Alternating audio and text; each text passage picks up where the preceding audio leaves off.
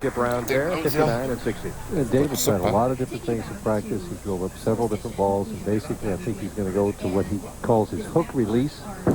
Swing it out like that, hook it as much as he can, because everything else didn't work as well for him. There's a little hang spot out there, though, Dan.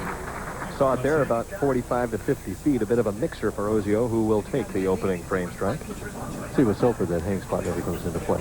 He's just playing straight down the second arrow, like he says, with that little helicopter shot, and just try and throw every ball in the pocket.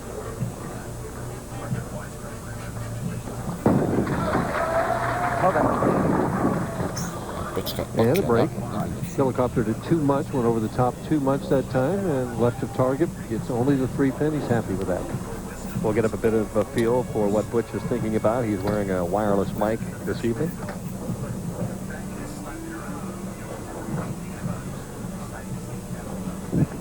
At the 3 pin, no trouble. Butch Soper, 5-step player.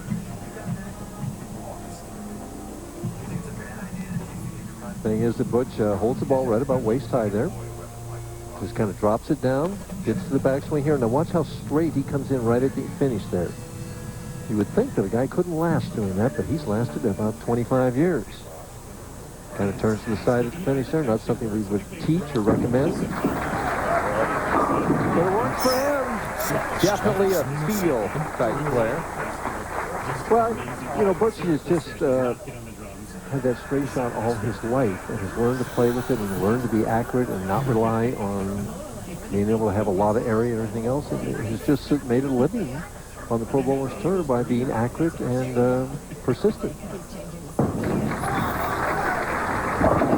Ozio again with the soft speed and is rewarded with the 2-8-10. We talked about the hang spot.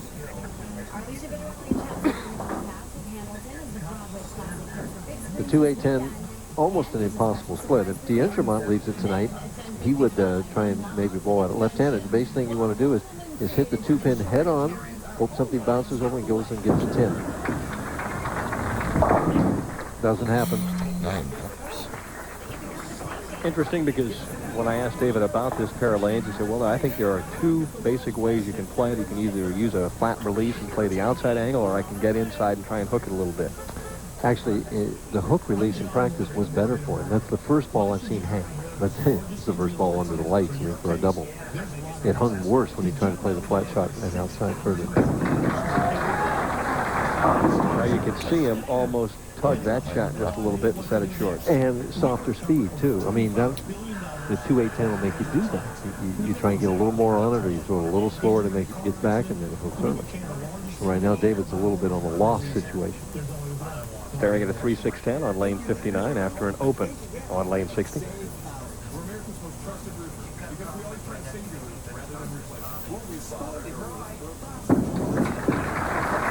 As a spare. Interesting, too, Mike, in the fact that David said that he was going to use the same style ball, but with different weights, 4 different balls with 4 different weights to see which one he might be able to match up the best. As so many players are, they vary those weights, vary that pin position to get the ball a little earlier or later down the lane and change the entry angle into the pocket. Butch says the heck with all that. I'll just throw it straight in there. Goes to show you as well, you look at the way he bowls, and you said that's the way he bowled back in the 60s. If you stay around long enough, the condition always comes back. Well, he's been, you know, pretty much the same bowler throughout his career, though, then. He's always ground out a living, and then now and then has popped in a win. He's got 4 wins. You know, he's never been a big star, but he's been able to make a living at bowling all these years. He's also finished second 8 times. Now thinking about second right now as Soper puts together a bit of an early run here in our opening match. Butch Soper from Lake Havasu City, Arizona, out to an early lead over David Ozio. We'll be right back. And now, AMF Bowling, makers of the new King Cobra ball with striker resin. And by Fannie Mae, showing America a new way home.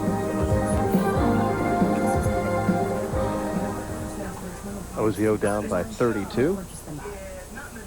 And we're just into this match. Yeah. nice break there. Trip out the 4-7-10. He's got to come back with a double right now, Dan. David, picture perfect bowler. Look at that finish and that follow through. Soft speed. Trips out the 4-7-10. Still threw that at 18 miles per hour. The big difference, he's setting down at 14.5, sending it out to 5.5 at 30 feet. 5 boards further right than Soper gets it out to. Trying to cut the lead to 22, and a nice comeback double, so Ozio is at least in the neighborhood.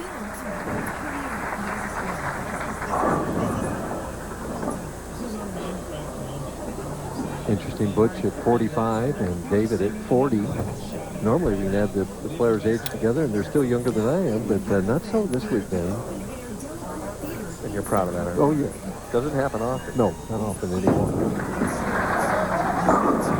Soper with another strike, and of course the last time he bowled live on ESPN, he shot a 300 game, and I had an opportunity to talk to him about the Perfecto in Reno earlier this summer. The notoriety is overwhelming at times. You go places and everybody, some people come up to me this week and say it's one of the best TV shows they've ever seen. And it gets you feel good. But, like I said before, every pro out here probably thinks about shooting a 300 game on television, and it's probably going to happen again. Who knows when? And when it happens to you, it's just like, you think about it, man, how did I ever do that? You know, it's incredible. It's hard to explain. Well, with breaks like that, it's easy to shoot big scores. Well, he's staring at a 4-9, and pin comes off, and we can see here, watch, it was the 3 pin that came off and got the, no, not the 9, it got the 4, some other pin got the 9. And a little crowd reaction distracting David Ozio to go along with that good break that Soper had. It'd be very difficult for him to make a quality shot right now. 20 career 300 games. That 300 game by Butch Soper, only the 8th on national television in the history of PBA. And David tied a PBA record this week. He bowled a 300 game for the 3rd consecutive week in a tournament. He tied Steve Wunderlich and Jim Stefanich for that honor. David Ozio, a stylish player. You can see that the ball's right, comfortable as he holds it waist high as he starts out. Now he pushes it. It's into a nice straight. Look at that straight swing. And at the peak, you can see he's right there in the pivot foot, ready to drive through with a nice slide. See how square he is right through here. Perfect follow through right up. That's how you want it to. After the re-rack. Oh my, an exploding 5 pin that looked like it jumped over the top of the 7. Well, he had that kind of pin carry all week long. I mean, it was just really kind of flaky. I mean, he would hit like that, and a lot of times he had the 7 and the 10 when he hit there. Changes surfaces, picks up the 7, but loses ground to Butch Soper. Opening game of the Touring Players Championship not going the way David Ozio wants it to go. Meanwhile, Butch Soper leading by 33 and feeling very comfortable. Saved my life. Given it everything. To me, there's nothing else like it. At Nationwide Insurance, we believe that... It's on Dave D'Entremont, our number 3 seed. Jeff Stayrook slotted number 2, and Walter Ray Williams, having led his 4th tournament of the year, is the top seed. Soper string up stopped. 4 pin stopped, and he's happy with that because he really came over the top inside target. He's trying to hold, but he got high for the 4 pin. All right, now if you look at these two players in the big picture, it appears that Butch has a little room left and a little room right. He throws a real good shot. He's in the pocket. Now Ozio is in a precarious position, I would think, Michael. He doesn't look like he has much to work with. Well, as Butch makes the 4 pin, David can always strike, and David's very good in the clutch. But right now, the way the game is going, I think he needs an open from Soper somewhere to get him back in the match. And for Butch Soper, the interesting thing is, after 48 games this week, missed just 2 spares, Mike, in 48 games. Well, I told you, he survives on accuracy. I mean, he just doesn't beat himself. Probably made a lot of splits, too, man.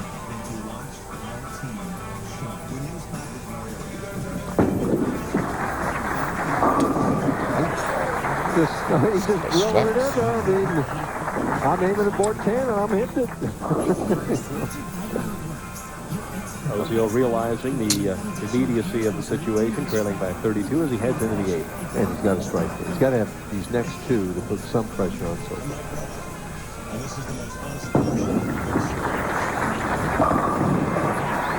Has anyone in the history of the game ever made it look any easier at striking when they were in flow than Dave Ozio?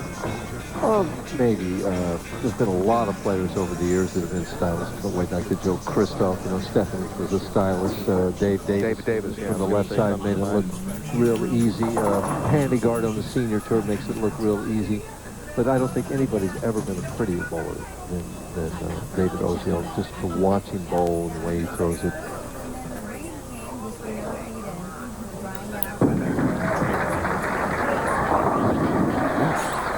Go out again. He can go out for 237. That means Soper needs a double or he needs a spare and stay clean. I mean, anything can still happen. Butch has yet to make a mistake. Almost had a 4-9, but with some excellent pin carry, ended up with a strike. Right now, that's almost the difference in the match. If he'd opened there, this match would be even. If he'd have just spared there, it'd be 10 pins. Strike here moves it back to 32, but that one was gone from the get-go, and he's left with a 2-4-5. That one just kind of fell off the hand with no lift at all. So he doesn't throw it right and hit it back ever. Sometimes the ball may bite a little early, go left early, but it very seldom goes down the lane and hits back. And like you say, he only missed 2 spares all week. So that's it.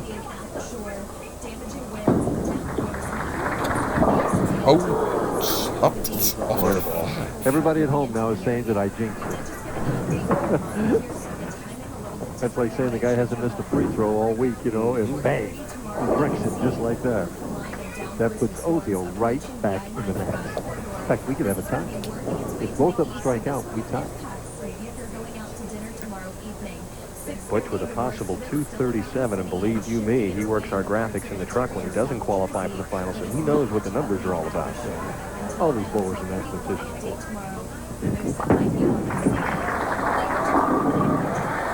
The resiliency of the professional bowler. You make a bad shot first, then you chop a spare, and you come back to the strike. It's like almost sometimes then that the worst has happened that can happen, and you relax a little bit and come back and do better. But right now, he knows that if he gets another one, he makes Ozio wire it out. He's thinking right now he needs 3 strikes and he can't lose.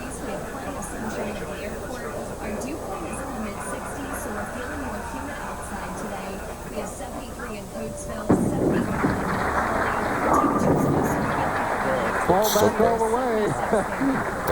Ozio knows what the task is. He's just hoping that Butch gets tapped, that he has a chance. Because he figures if he can't carry 3 times in a row.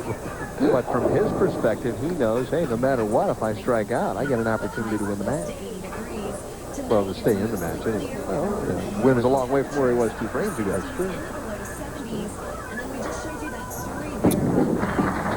Hold it. Oh, big difference now. 7, that changes Ozio knows 2 strikes and he can win. Ozio needs 2. Excellent performance with the exception of the open frame on the chop of the 2-4-5. Let's see if Mr. Ozio is up to the task of a double and 8. He spent most of his practice time on this one.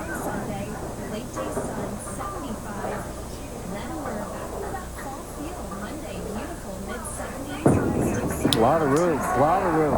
Too much room. Did not get up. He didn't want to go Even the high, And it hit that hang spot we talked about way back in the second frame. Disappointment written all over Ozio's face as Butch Soper will move on with a game of 234. Ozio, a nice comeback, called all the way back up to have a shot at it. And a victory with 2 strikes and 8, but he'll have to settle for 5th place prize money.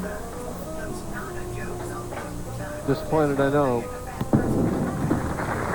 I know it was a good opening match, though. That's what he was trying to avert right there, was a shot that would roll up a little high. Breaking Couple of errors, tied up in a very good